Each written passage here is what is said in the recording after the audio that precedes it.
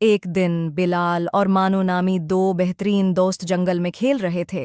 खेलते खेलते उन्हें एक पुराना जादुई टरी हाउस नजर आया जो हल्की सी रोशनी में चमक रहा था। टरी हाउस पर बेलें लपटी हुई थीं और इस हाउस में एक बड़ा दरवाज़ा था जो खुलकर बहुत से लोगों को अंदर आने की इजाज़त देता था। से एक लकड़ी की सीढ़ी नीचे लटक रही थी। दोनों बच्चे हैरानी और तजस्सुस से उसे देखने लगे।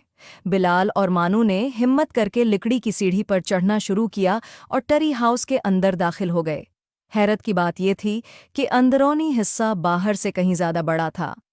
चारों तरफ जादुई किताबें, चमकते हुए नवादरात और अजीब और गरीब चीज़ें पड़ी थीं। खिड़की से उन्हें मुख्तलिफ दुनिया की झलकियां नजर आईं। दोनों दोस्त हैरत और खुशी से देखते रहे। बिलाल ने एक किताब को हाथ लगाया और अचानक ट्री हाउस हिलने लगा। खिड़की से नजर आने वाला मंजर बदल गया और अब ट्री हाउस एक ऐसी दुनिया में पहुंच गया जहां हवाई जजीरे पानी के चश्मों के साथ फजा में तैर रहे थे। वहां रंग बरंगे परिंदे भी उड़ते हुए नजर आ रहे थे।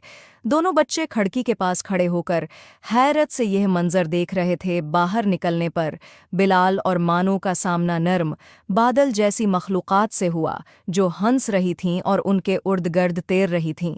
ये मखलूक़ात बहुत दोस्ताना थीं और उन्होंने बच्चों को एक जादुई हवाई दरिया की तरफ ले जाने का इशारा किया। बादल की मखलूक़ात ने बिलाल और मानो को एक बड़ी पत्ती से बने कश्ती में बैठने की दावत दी। ये जादुई दरिया हुआ में बह रहा था और उन्हें तैरते हुए महलात, अजीब व गरीब मखलूक़ात और जादुई जंगलात के पास से गुजारता रहा। दोनों बच्चे हैरत और खुशी से कश्ती के सफ़र का लुत्फ़ उठाते रहे। कुछ देर बाद बिलाल और मानो जादुई टरी हो गई। हाउस के जरिए अपने पुराने जंगल में वापस आ गए। दोनों एक दूसरे की तरफ देखकर मुस्कुराए, ये जानते हुए कि वो जब चाहें अपनी जादुई दुनिया में